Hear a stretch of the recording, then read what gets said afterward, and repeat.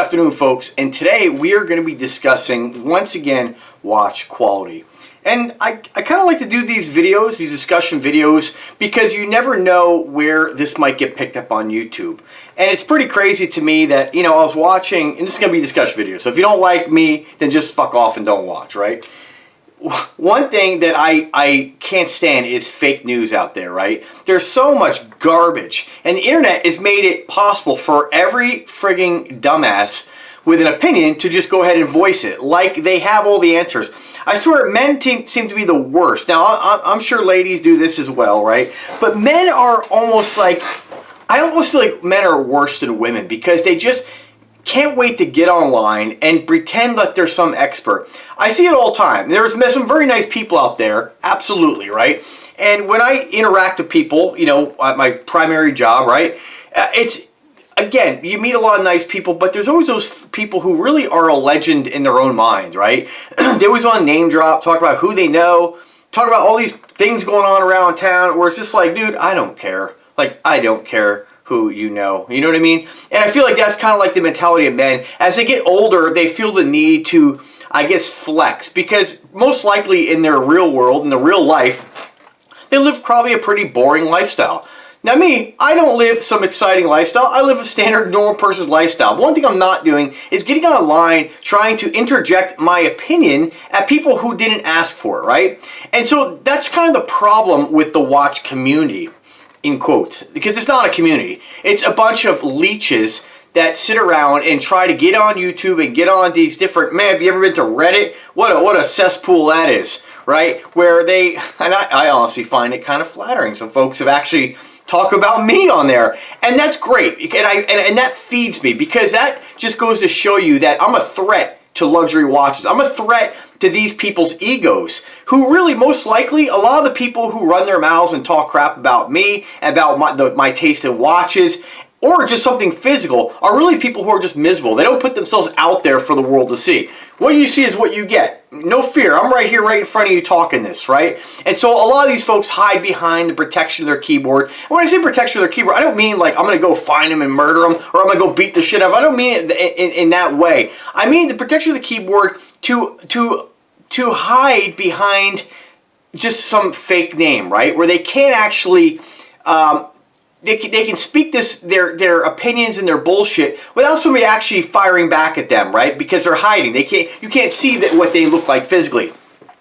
And I can tell you, based on personal experience, most people who feel the need to say something about others really just are absolute trolls, right? And I don't mean that as far as just trolls on the internet. I mean, they're usually people who would never get noticed on the street. Nobody's asking for their opinions, and they just feel the need because they live a life where nobody gives a shit in the real world, where they have to find some self-worth by trying to put other people's likes down, or other people in general. I take it as a compliment, so thank you. You're taking time out of your day to talk about me. So I think it's friggin' comical. All right, but let's talk about the main reason. And again, I like to, usually comments that I get, and they are pretty rare, like most of the comments I get are usually just normal people just, expressing their excitement with a product or asking questions. It could be a watch, could be cologne. They're most of the time normal people. But I get one comment today where one guy was looking at one of my Invicta watch box videos, really old video, probably 10 years maybe. And he's just saying at least they're not fake watches.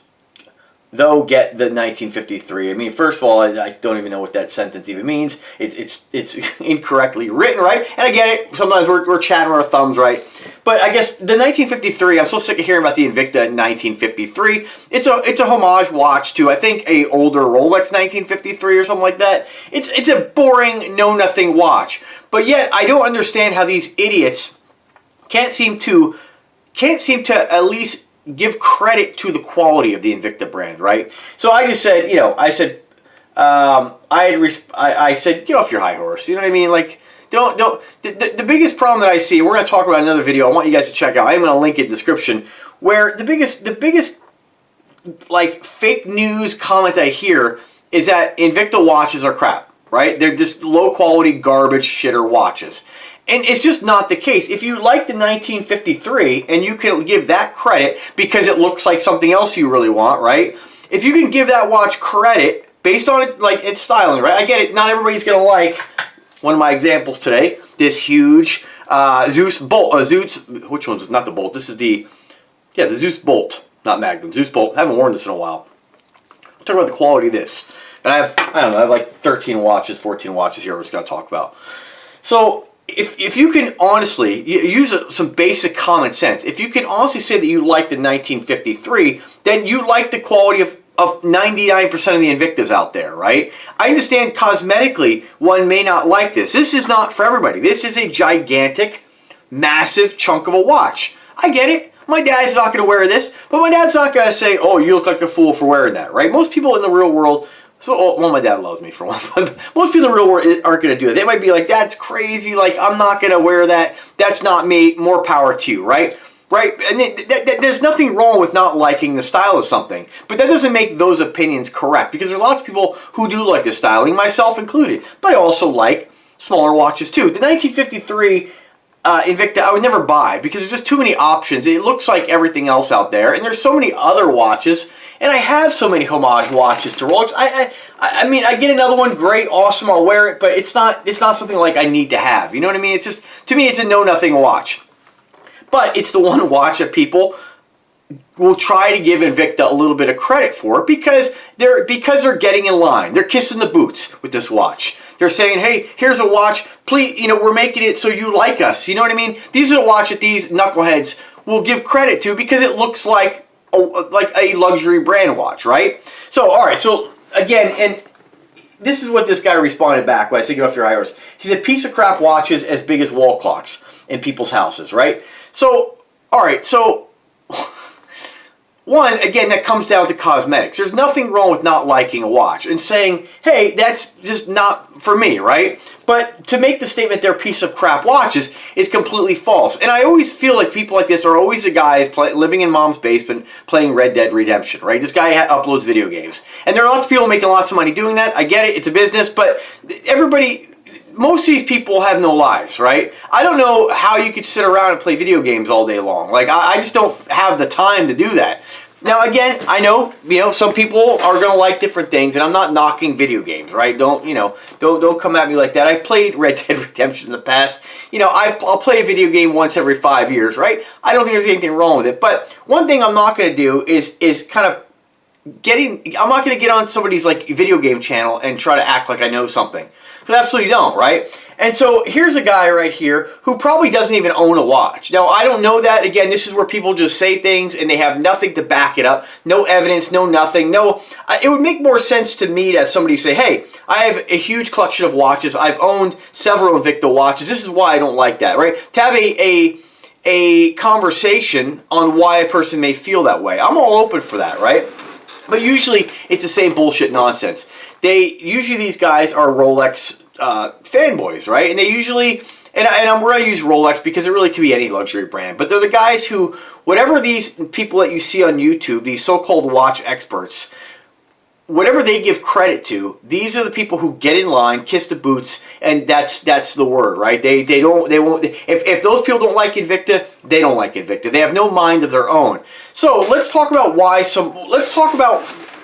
would somebody think that Invicta are crap watches. And I want to just kind of make some comparisons here with watches that I have reviewed, watches that on the flip side, people will give credit to and respect towards. So what makes the Invicta watch crap, right? So let's just go through what I usually call check boxes, but I want to do this kind of like live and show you guys a little side-by-side comparison, okay?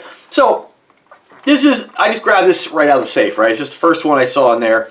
I have probably 50 Invicta watches. And I've said many times, when you buy an Invicta watch, this is kind of like a shopper's guide too, right? When you buy an Invicta watch, there are differences in quality, right? Which is something I can't stand that Invicta does, but they're trying to really appeal to everyone, and that's why they do that. They want to hit everything, from small watches to big watches, to pink, to blue, they want to get somebody into watches regardless. Star Wars, Mickey Mouse, Popeye, whatever you might be interested in, they want to slap a watch on your wrist. They're trying to build bridges between everyone to wear watches, right? And I think that's pretty cool.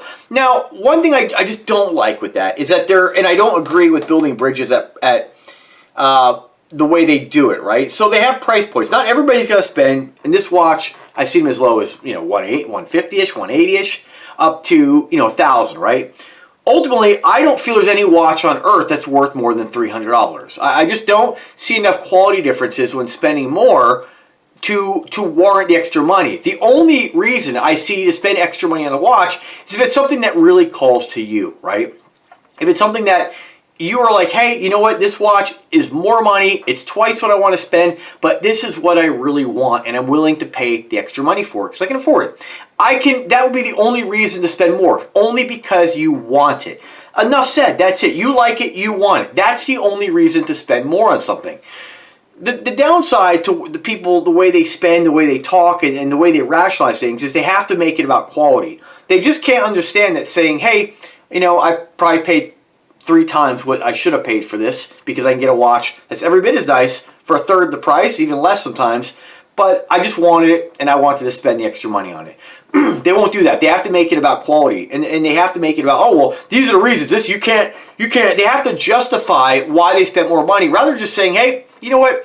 I got ripped off on it, but I really liked it. And that's really all they need to say, but they just can't do that. I think that's really kind of a self-esteem problem, confidence problem, right? I mean, that's the only reason why you would lie about it. So when I see this watch, right, and you're going to pay the price you're going to pay for this, what I don't like is that when Invicta makes these entry-level watches, and I've seen them as low as like $13, and I don't like to use price to determine quality, but it's kind of we can kind of err on the side of caution that if you spend $13 to that $50 price range, you're not getting this level of Invicta quality.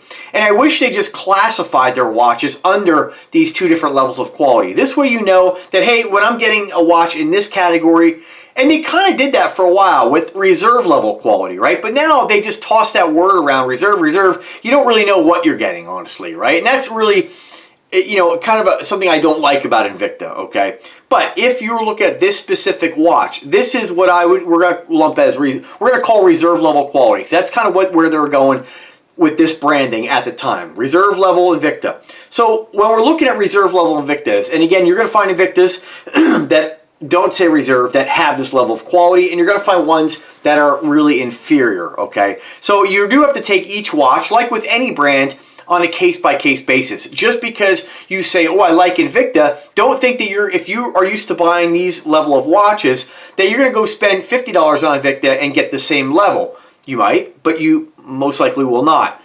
And so that's something that you kind of have to be a little careful with. And now Invicta's not the only brand who does that.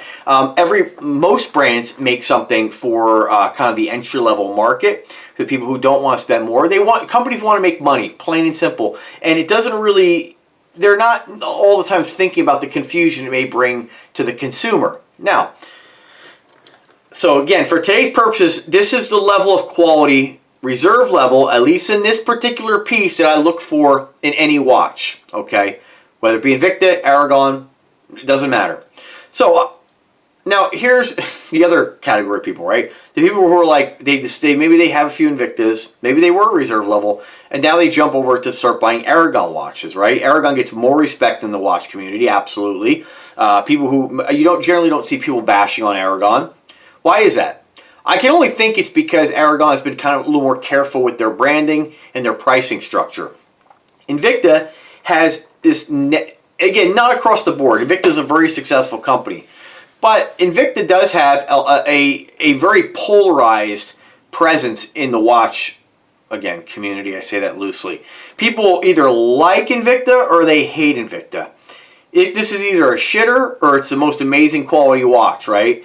And so Aragon doesn't really get that. Although Aragon has done the exact same thing Invicta has. I don't know about today, but if we go back 5-6 years, they made, for instance, their Angel watch. That was, a $100 watch, roughly. To me, it's an inferior quality watch. The plating came off on it. One of my coworkers bought it. It's a cheap quartz watch. It was not of good quality. Is it still around? Probably, but you could feel the difference when you picked it up compared to a Millipede by Aragon. So Aragon has started to step away from that, and now pretty much when you buy an Aragon, and I can't speak on everyone, I haven't seen everyone, but based on what I've seen, when you buy an Aragon, you're getting that level of quality. They're not going to sacrifice any more. If they're going to make an affordable watch, they're in my opinion, going to take more of a hit on the markup and still provide the quality. Invicta doesn't do that. Invicta is going to sacrifice the quality when you get their entry-level watches. It doesn't mean it's still not an incredible value. It just means if you're a watch guy and you're used to a certain level of quality that you look for, don't think that just because you're buying Invicta, you're getting that across every model. You are not, okay? So today, we're going to talk about this level of quality. So let me just kind of compare that. Why would somebody say that Invicta is a shitty watch, right? When we're looking at this level of quality, I have a Nubeo Tourbillon on my wrist today. You guys know I've been reviewing Dartmouth brands for a while. Under Dartmouth, you have several different brands. You have Spinnaker, you have Nubeo. This would be kind of the same argument where kind of somebody would say, oh man, I love Spinnaker, but Nubeo's dog shit. You can't say that because the quality, they're the same company, and they're producing watches in that level of quality. For instance, when you look at Nubeo watches, there is no entry level. They are all the same quality, which I think is extremely smart for Nubeo to do that. They're not tapping into that really entry level watch. And that's great because it keeps the question about their quality in check. It's here. It's right at the top tier. And again, you may say, oh, Rolex is way better. That's a matter of opinion, right? Do I think the finishing on Rolex absolutely is better? Sure, right? We're gonna talk about that as well. So I just have here. I have a Bulova, Octava. And again, I have like 370, 380 watches now. So when people give me opinions about watches, you better bring something to back it up. If you're going to come to my channel and have me actually want to have an intelligent conversation with you, you're going to have to bring something to the table where I say, this guy has some experience. Because if you just come to me with, I own a Fossil watch, or I own one Invicta, and they're dog shit, I'm going to laugh you out the door, right? It just doesn't, you're not bringing any experience on my level. And you're going to have to have, and the reason I'm not bragging about 370 watches, I'm fortunate where I bought a lot and I've received a lot, but that gives me a huge selection of watches to pull quality from and pull assessments from. So, something that most folks don't have, okay? Unless you own a watch store, you know. And let's face it, that's, you know, if you own a watch store and you're selling these, you're totally biased, you know. So, all right, so what else we got? We have a Duxo, another Dartmouth brand. We have here, of course, we have a Spinnaker, titanium. We have another brand by, here's a Pagani design, a very well-respected, what we'll call like micro-brand, homage kind of company. And what else can I dig out of here? What's this one? Citizen. Thank you, Mr. Perez. Citizen watch. I threw a bracelet on it. It's not the one that comes on it, but it's Citizen. So let's just kind of compare the quality of these brands. And I have way more brands in my collection, but I just want to look at these today. So when we're looking at what I call the check boxes, right? Number one should be, do you like a watch? And when you buy a watch, it should be something that you say, hey, I love that, I want to wear it. Not, hey, you know, I hope that my coworkers like it, or I hope my girlfriend likes it. It should be something that when you see it, no matter how over the top or how subtle it is, something that you want to wear. This is common sense, but people don't buy like this, a lot of them. A lot of them, they buy the Rolex because that's what is going to get them a compliment from somebody from work. Or they think it's this level of quality, they're just misinformed, okay? So let's just take a look at, again, do you like it? If you do, let's say you like all these watches, right? All these different brands. The Pagani, the Bulova, Duxo, Invicta, Spinnaker, and the Citizen. You like them all. What do I go with, right? All right, so let's look at what I consider the number one checkbox outside of personal taste. Is what is it made out of, right? What is the watch made out of? Is it just some inexpensive alloy with some kind of like chrome plating on it? Is it 316 stainless steel? Is it 904? Is it stainless steel that's been plated with some kind of you know, state-of-the-art plating technique? You know, firearms use a lot of different coatings. You know, Cerakote. I don't know if anybody's used Cerakote on a watch, but Cerakote is supposed to be extremely durable. It's supposed to be actually more corrosive resistant than stainless steel in salt water. So, you know, there's lots of different finishes. There's diamond-like coatings, lots of them. So, but what is the raw materials? Is it stainless steel or is it not? There's a reason why 316 stainless steel is used across the board with most watch brands. 904 is something Rolex did. It's kind of a what I consider a manufacturer desire. And these are all my opinions, like it or leave it, take it or leave it. 904 to me is something that you don't need. 904, you'll hear people talk, and this is where they have to rationalize. Oh, the luster's better. It polishes better. It may polish better, but that's because it's softer with the addition of nickel. It's more corrosion resistant, and it's mainly a stainless steel used in the chemical industry, the chemical plant industry, where they're running things through lines and through equipment that's extremely caustic. And you need the additional nickel for more corrosion resistant. When it comes to salt water is very corrosive, but most people don't live in the bottom of the ocean. Most people aren't going to, decide to be a hermit crab, although today people are calling themselves cats and dogs and all kinds of other crazy shit. But, all right, are you going to live in the salt water? And if you are, then 904 might be something that might benefit you. But most people who wear a watch aren't living in the salt water. They're not on a fishing boat where they're around salt all the time. If you are, then maybe 904 might be something that might be more beneficial. However, most people, no matter what they wear when they go, if they have any common sense with fishing equipment, lures, anything, when you're done being around salt water, you rinse them off with fresh water. You wash them. I mean, it really, even if you leave 904 on a Rolex or on anything, or salt water on a Rolex or on 904, it will corrode just like stainless steel, just probably not as fast. I've never put that to the test, but I know that to be fact, okay? So, really, 3/16 is all you need. Now, there are some folks out there who don't like a heavy watch. So, that might be a checkbox you say, hey, I want something very lightweight where I feel like I'm not even wearing anything. I don't really understand that because watches to me, no matter what they weigh, are pretty comfortable. I think some of the Invictas, like for instance, this particular Invicta does have kind of a sharp edge, and it is heavy, it's over a pound. So if you wear this for a good 8 hours, you might start to, depending on your body, if you're a big boy and a little fatter, you might have a little more cushioning there on your wrist. Again, genetics kind of plays a role as where this bone is. I think it's called the ulna. And so where you wear your watch might cause a little bit of irritation there. I definitely get some irritation, but not enough where I'm like, oh, I can't deal with it anymore. I'm like, all right, I wore Invicta today. My wrist got a little banged up, or depending on what I was doing, and hey now, I do get a little wear wound sometimes, right? Not the end of the world.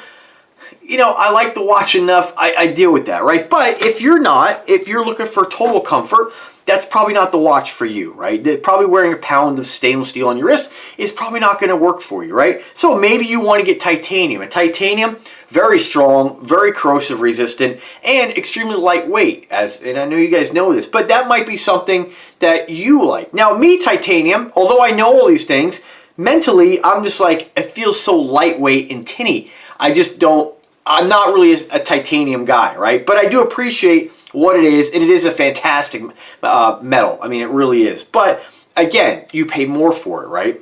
So after that, after we look at what a watch is made of, now we start to look at other things. Like, this is a big one for some folks. And I'm going to say a big one for the watch collector, because not for me. I would choose a different checkbox before this movement. But in this case, let's go with sapphire crystal. What kind of crystal does it have, right? Some folks are diehard sapphire. When we look at a watch like, I think the Duxo here, and just so you know, I don't know off the top of my head here what has sapphire, what doesn't, because they all look the friggin' same. There is no visual difference between glass and then sapphire. There's only a scratch-resistant difference and a shatter-resistant difference. When we look at materials like plexiglass, they're more shatter-resistant because they're softer than something like sapphire, which is harder. Harder the material, the more scratch-resistant, the less shatter-resistant. So there is a kind of a give and take with that. Now, again, if you have been duped by people saying that you have to have sapphire, then I'm sorry to inform you that this is not the case. If you go with Flame Fusion by Invicta, if you go with sapphire, if you go with, I don't have K1 here, but K1 or Cristerna, or all these other types of crystals, they have designed this idea that if you don't have sapphire, you run the risk of scratching your watch. And that's just not the case. All these crystals, no matter what you go with, are extremely scratch resistant. And just because you don't have sapphire, I can understand if you don't have sapphire, you are going to very easily scratch your watch, but you're just not. The odds of you scratching a watch with a basic, cheap, run-of-the-mill, like mineral glass is extremely slim to none. It's probably not going to happen. So it's not something that you absolutely really need in a watch. Now, if you just feel better having it, again, then that's all that matters. You should look for that in a watch. But to me, when they did it, there was a video out there on YouTube where they actually used a scratch test kit, and they compared sapphire, crystallized major crystals. Flame Fusion is supposed to be kind of a proprietary Invicta crystal that gives you kind of the best of both worlds. Flame Fusion was up there. I mean, pretty close to sapphire as far as the scratch resistance. Was it as scratch resistant? No, but this kit is designed to purposely try to scratch the lens with a kind of a scratching tip that's extremely hard, and it's not something you're going to really it's not like things out there scratch like that. You have to purposely try to scratch the crystal in order to scratch it, and most people aren't going to. Why would you do that, right? Normal wear and tear, you're probably not going to scratch any of these realistically, right? But again, if it doesn't have it, sometimes people think, oh, it doesn't have sapphire. Oh, I'm not about buying that. Like, it's garbage. That's just not the case. It's just, again, that's a manufacturer desire where somehow the watch industry has convinced a lot of people that, oh man, if it's not sapphire, oh, stay clear. And that's just not the truth, okay? All these different crystals I have, from $40 watches to $4,000 watches, I've never scratched any of them. And I wear my watches, right? So next to that, another checkbox for me, what kind of movement does it have? When we look at something like this Bulova, this is a overpriced watch. This watch right here is going to run you about $400, $450, I think, right now. It's got black Swarovski crystals all over it. That's the only reason I bought it. And I did get a good deal on it. I got it about $200. And this watch, you guys, if you've been watching me for a while, I love the black stones. But when we look at this watch, as far as the quality, this watch is probably the least the lowest quality watch of all the watches, just the ones I've showed you here. Now, it's not a bad watch, but it does have a quartz movement. It does have a standard mineral glass. It doesn't have those big check boxes that a lot of people look for in a watch. But why did I buy it? Why did I spend $200 on this? Why should you spend $400? You like it. And it's hard to find. I like Bulova. I've always liked Bulova. I have a Precisionist. This watch is not on par with a Precisionist, although it's not a shitter watch. It's not bad. It's just, it's a non-screw down crown, blinged out watch, right? With the Bulova name. Any company could have done this and provided this watch for a fraction of the cost, but you're paying for the Bulova name. I like the design, I like the shape of it, and I love the black stones, and that's why I bought it. But if we compare this watch, again, that's a quartz movement, basic quartz movement. We compare that to this Duxo. This one here, I think this one has, some kind of Miyota automatic movement. So again, my point, do you want quartz or do you want automatic? If you were like me and you prefer an automatic, the only reason I prefer an automatic is just because I don't have to worry about changing the batteries, right? Now, there might be, that automatic might fail. There's moving parts. It's not as reliable as a quartz watch, but I like the idea of not having to replace the batteries.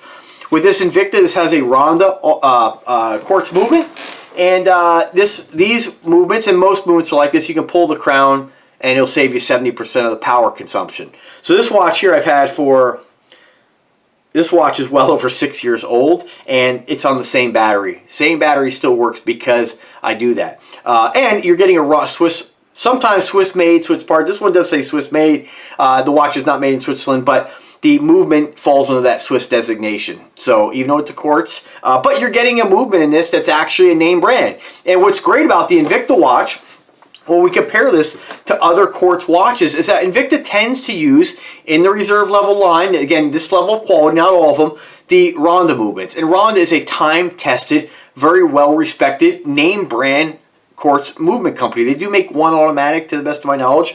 But what would you rather? Just an off-the-shelf movement? And there's nothing wrong with that. But at least Invicta is focusing on quality of the watch. And then they're saying, hey, these are great, well-known, reputable quartz movements. We're slapping them in there. Kind of like what every micro brand does, right? So they're just doing a quartz. You might find these with Seiko NH30, and I'm going to say Seiko loosely. We're just going to say the NH series, which is a Seiko-owned movement, I believe, best of my knowledge. NH35 series.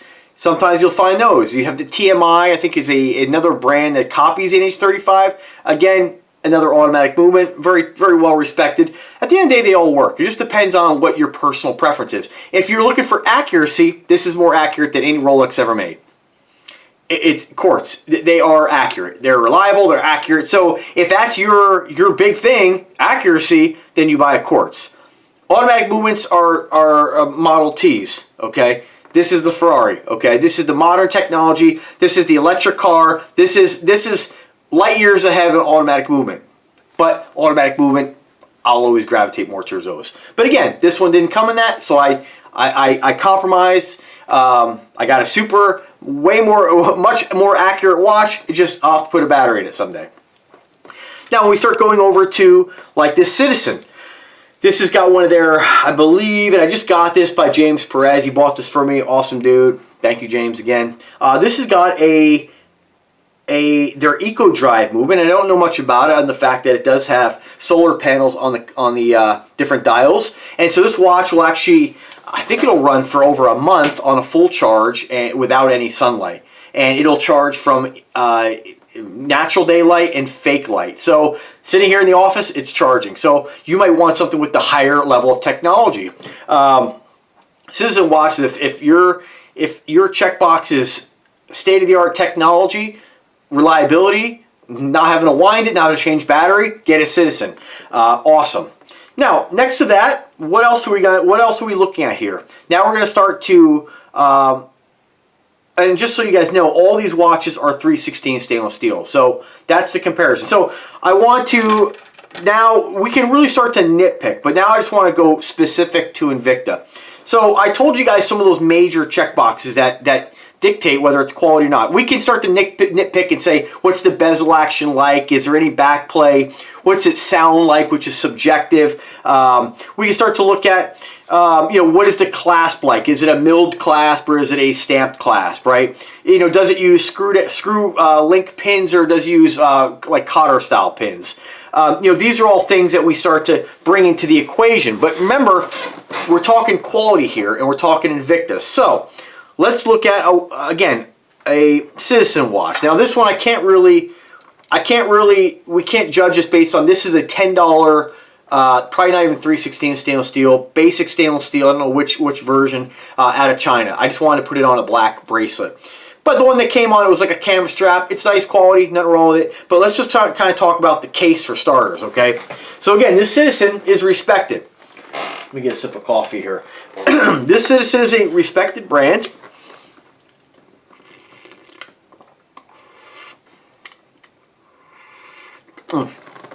So why would somebody respect this brand and then shit on the Invicta?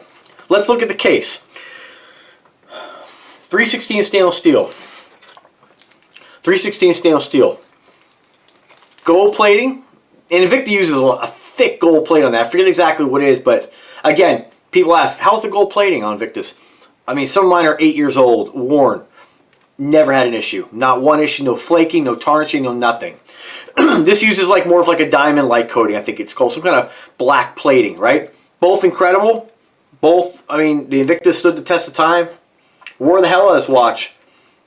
Don't see any issues with it, right? So either you obviously may not like the look of the Invicta. Okay, I get it. Let's look at the movement.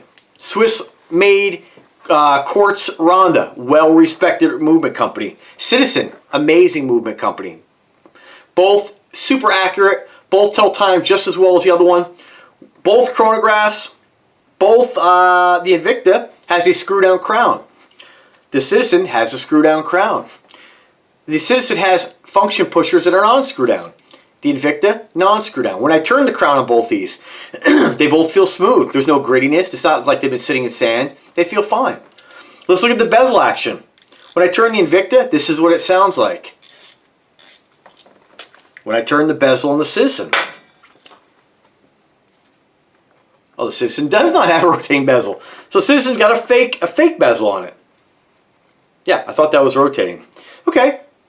So, bezel, you may want a rotating bezel if you're going to use it to track time. Me, I could care less. I'm actually glad it doesn't have a rotating bezel. But, obviously if it's not rotating, it's pretty solid. The Invicta, I mean, I've seen Rolexes with more back play than that. This doesn't even have any back play. Solid, tight, smooth. Sounds great. All right, so we talked about movement. Talked about, so what is the difference between these? Absolutely nothing. One has solar. One has a different type of technology in the movement. Absolutely, pretty cool. This has mother of pearl. I'll take the mother of pearl. I like it the way it looks better. What's the difference? Show me the difference. I'm just not seeing it. So now let's move on to the, let's say the clasp, okay? So let's go ahead and take the Bulova, for instance. Not the Bulova. Where's the other one here? Which one do we got here? No, these are, I think these are all, we're going to have to use the cheap Chinese clasp. So many watches out there, many very expensive watches have a stamped clasp. This is a stamped clasp. It's basic. It does the job. When the buckle's closed, and again, I'm only using this $10. Don't think because, oh, it's a $10 bracelet. This is on many Aragon watches. Basic. Not the prettiest looking thing, but it's not ugly. It's just a basic, simple clasp. When we look at the Invicta, we have a milled clasp. A little bit nicer to look at. A little more refined, just nicer to look at. It doesn't work any better than the cheaper one. It's just there. There's no difference in the quality. It's just one is probably cheaper to manufacture. That doesn't mean it's better, right? The other one's not better or worse. They both serve the same function. So I'm not seeing the difference so far. Let's look at fit and finishing, right? I hear this a lot. Oh, fit and finishing of these. Oh man, Invicta's garbage. Okay, let's compare it to the Spinnaker. Fit and finishing means how well the links go together, right? Do you see any? I mean, there's always going to be a little bit of movement in any bracelet. That's how it's engineered. If the tolerances are tighter, they need to have some kind of a space between the links, otherwise it wouldn't move. So this is acceptable. Look at the Invicta. Everything's lined up. There's no weird kind of gaps. It's not clingy or falling apart. These are all solid links. They're both solid links, solid end links. What is it? Where is this crap that I'm getting? What is the difference? All right, so now let's look at what else can we look at? Compare it to the Pagani design. I mean, here's the bezel on Pagani. Very easy to turn. Sounds different. A lot easier to turn the Invicta, but that's just a more backplay the Invicta for sure. The Bulova. What kind of clasp do we have in the Bulova? This is a butterfly clasp, but it is milled. Definitely, as I drop it. Oh no! just a nice milled clasp. It's a nice watch. The Invicta, definitely heavier, more steel, definitely more solid, better movement, cosmetically different. What about case backs? Screw down case back, threaded case back. They all have that. Let's take a look at this is one of the more expensive ones. The Spinnaker one is probably $550. Bezel definitely sounds different. More backplay than the Invicta, that's for sure. Look at that. Did that make this bad watch? Absolutely not. I've seen luxury watches do that. Screw down crown. What about the lume? This is where Invicta sucks. They're not alone. Lots of watches. The lume sucks on the Pagani. The lume sucks on the Bulova. The Citizen's pretty decent. The Duxo sucks. The Spinnaker is decent. The Invicta sucks. But it still works. Lume is something that I could care less about. I'm not really concerned. We all have phones. If you're in the dark and you need to tell the time, I don't really depend upon the lume to do that. I look at the clock. So again, I'm just not seeing what makes this Invicta crap. I mean, I'm giving you 4 other brands here, and the list can go on and on with the brands of watches I got. I have a Shield watch, a tourbillon here. No quality difference, right? Other than having a tourbillon, which you're going to pay more for. Another Duxo with an iced out bezel. I mean, and I love all these watches. Every watch in my collection I really enjoy, I appreciate. They're fantastic. The Nubeo watches here. If we just look at, this is one of the newer ones I reviewed. The Skylab. Everything I told you about these other watches, they all share the 316 stainless steel. They all share a scratch-resistant crystal, no matter what the type of crystal is. They all share good fit and finishing. if you go looking at a luxury brand watch under macro lens, it might look a little finer, but it's not something you can see with the naked eye. So again, there is this misconception that watches like this, and again, not even watches like this, because people will give a pass for the Bulova, they'll give a pass for the Spinnaker, the Pagani, but yet when it comes to the Invicta, they're like, oh, dog shit. And it just really doesn't, there's nothing to back that up if you go with this level of quality. When we look at prices on these watches, that's kind of the final mark where it has a lot to do with whether a person's going to spend money on them. The quality on these, of the 370 watches in my collection, we have two levels of quality. Good, which I consider great, right? These are amazing quality watches. And then we have poor. And the poor quality watches I have are still incredible values. They're just not on this level of quality. They still work, they still tell time, they still are working to this day. They just don't have the quality of materials and the quality of construction. They're still fantastic watches, especially for the $20 to $30 price point, but they're not this level. And what people just don't seem to understand, and the ones who do know what they're doing, either they're brain dead fools, which is quite possible, or they're making these statements on purpose. Or they're just people who are really just, they get online to bring others down and just kind of stir up bullshit, whether they mean it or not, they just kind of say things.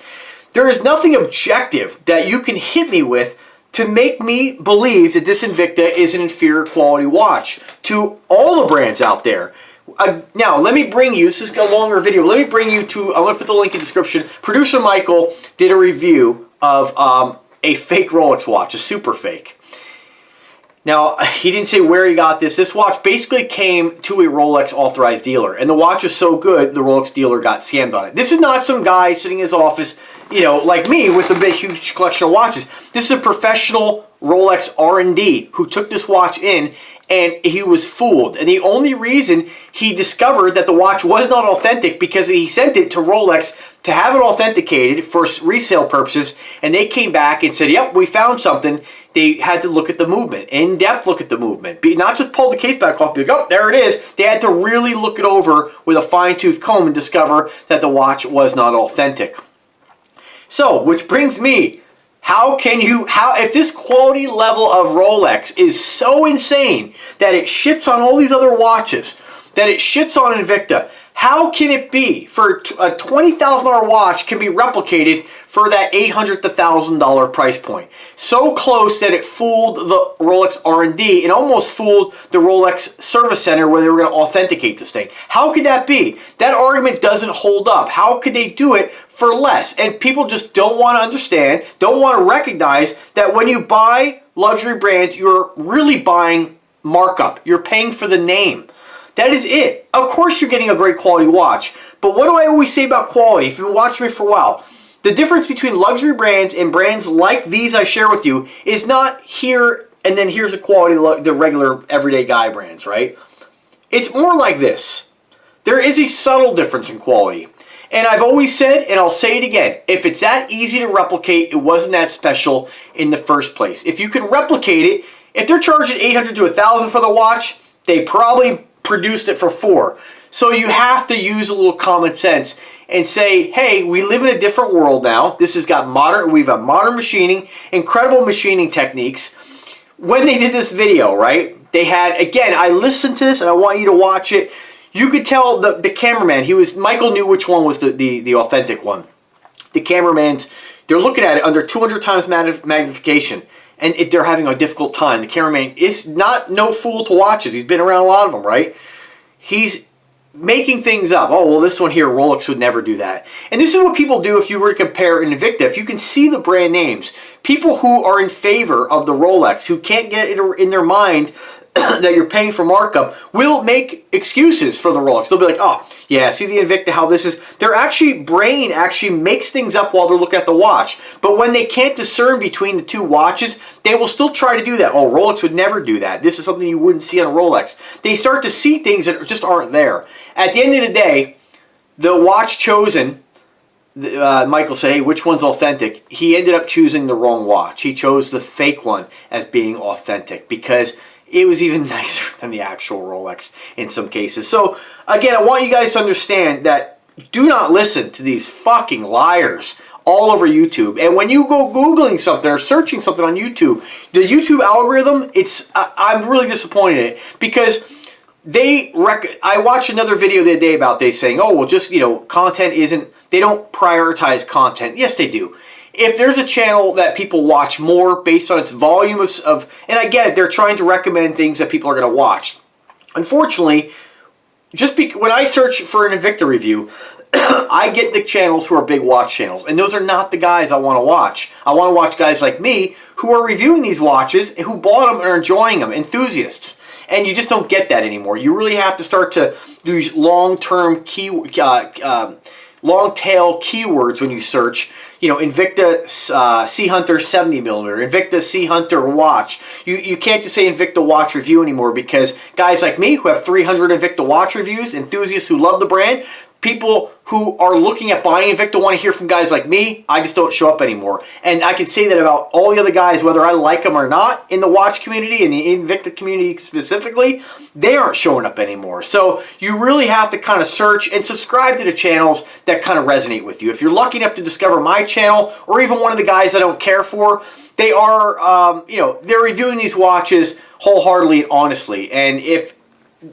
you'll never hear that out of guys who have something to lose on YouTube. Guys like Teddy, who opened the watch store, who sells specific brands. He's only going to talk great about the brands that he's selling. When you look at guys like the Slob Time Teller, again, has a website, only going to mention the watches that he likes, watches that he deems are worthy of your money. And ultimately, at the end of the day, you should take each watch as they come, use the tools that I gave you, the information I gave you, to make an objective, reasonable decision on quality. And if you use the tools I've given you, the check boxes, you will find that there is not a lot of difference no matter what you spend. And at the end of the day, what you spend on a watch really has very little to do with quality, and more about what's going to make you happy, what's going to work for your budget, and what's going to bring you enjoyment when you slap that bitch on your wrist. So keep these things in mind. Thank you for watching. Subscribe to this fucking channel, and have a great day, folks.